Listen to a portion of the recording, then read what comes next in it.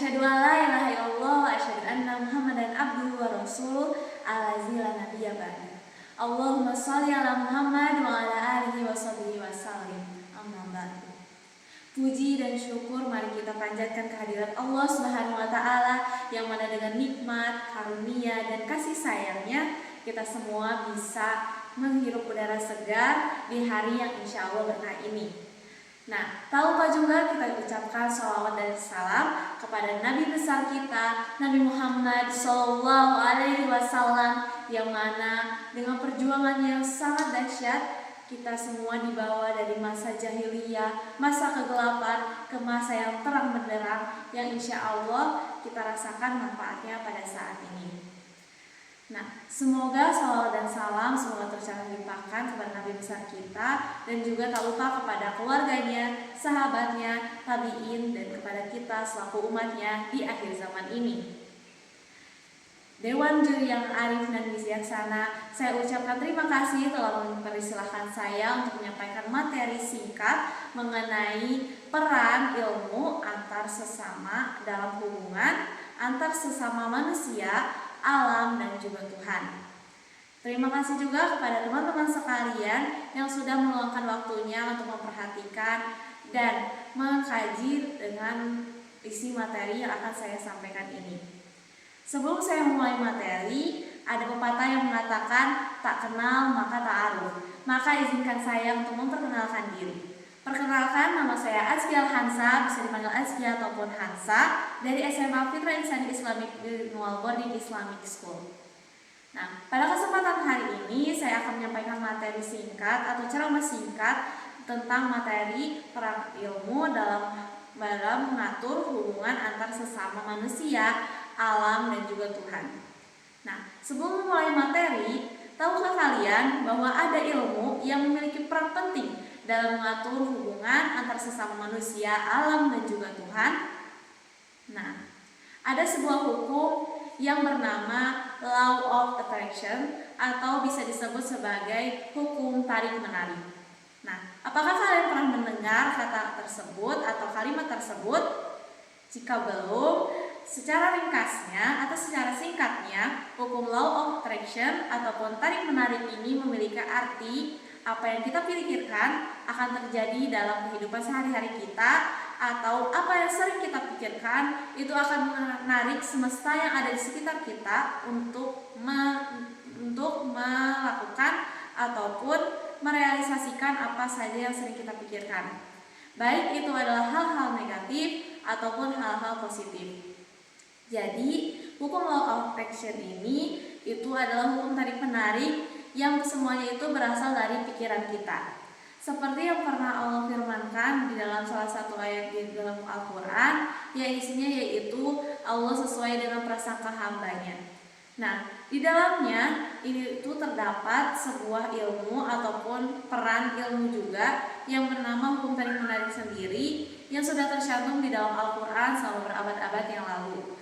Nah, ilmu ini sendiri memiliki peran yang sangat-sangat besar sekali karena secara tidak sadar ilmu ini telah kita pakai ataupun telah kita gunakan dalam sehari-hari dalam kehidupan kita dari sejak kita kecil sampai saat ini secara sadar maupun tidak sadar. Nah, hukum Law of Attraction sendiri kenapa dianggap sebagai memiliki peran penting ataupun hukum ini ternyata memiliki hubungan dengan mengatur antara hubungan sesama manusia, hewan, alam ataupun Tuhan, karena hukum ini sendiri memiliki peran penting apalagi dalam pikiran kita. Nah, di sini kita juga dilatih untuk mengatur pikiran kita ataupun prasangka kita terhadap kehidupan sehari-hari dan juga prasangka kita terhadap Tuhan kita yaitu Allah Subhanahu wa taala. Nah, dalam hal ini, prasangka yang kita miliki ini memang memiliki hal yang akan membantu kita dalam mencapai atau melakukan apa yang kita inginkan.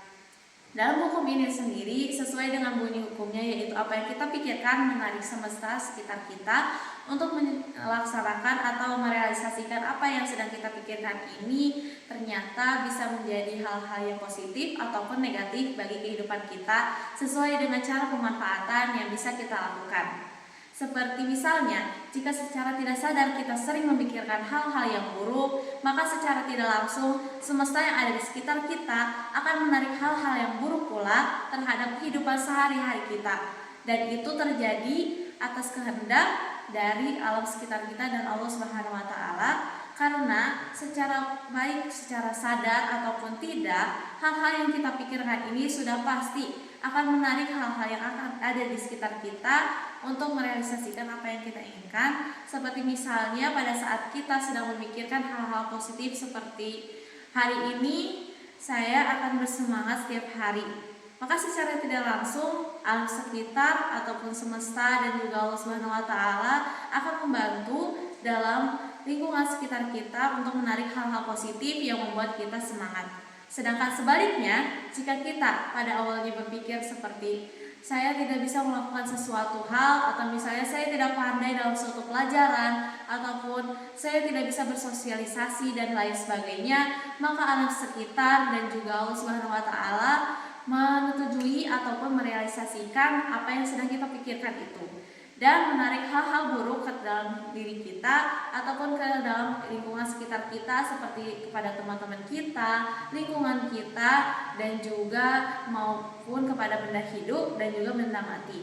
Seperti misalnya kalau kita memikirkan hal buruk teman-teman kita, maka secara tidak langsung akan terkena dampak buruknya juga, seperti menjadi hal-hal negatif dalam kehidupan kita. Padahal sebenarnya mereka tidak berniat untuk melakukan hal tersebut. Nah, jadi kesimpulan yang saya sampaikan ini, yang dari yang saya sampaikan ini adalah bahwa ilmu memiliki peran penting dalam mengatur hubungan antara manusia, alam, dan juga Tuhan. Apalagi yang seperti saya sebutkan tadi, ilmu tersebut adalah hukum law of attraction ataupun hukum tarik menarik, yang secara tidak langsung mempengaruhi kehidupan kita, baik kepada manusia, antar sesama manusia, terhadap alam sekitarnya, alam semesta, dan juga kepada Tuhan kita yang Maha Esa, yaitu Allah Subhanahu wa taala. Jadi, pesan yang bisa saya sampaikan adalah mari kita terus berpikir positif setiap hari dan memulai hari dengan hal-hal yang positif, agar bisa dimulai dengan positif, dijalani dengan positif, dan diakhiri dengan hal-hal positif. Nah, apalagi jangan lupa kepada kita untuk membaca doa sebelum melakukan suatu kegiatan, karena dalam sejatinya dalam melakukan doa itu sebenarnya dapat membantu kita untuk menenangkan hati kita dan juga meminta bantuan kepada Allah Subhanahu wa taala untuk membantu kita dalam segala urusan kita. Dan juga mari kita kurangi hal-hal negatif yang ada di hidup kita dengan mengurangi berpikir hal-hal yang negatif, dan juga selalu husnuzon, dan juga serta berzikir setiap hari, istighfar setiap ada hal buruk yang kita pikirkan terlintas, maka kita harus cepat-cepat istighfar. Nah, segitu saja yang bisa saya sampaikan. Mohon maaf bila ada kekurangan. Terima kasih telah memperhatikan sampai akhir. Mohon maaf jika sebelumnya ada kata-kata yang kurang jelas ataupun hal lainnya. Wabillahi taufiq wal hidayah. Saya pamit undur diri. Wassalamualaikum warahmatullahi wabarakatuh.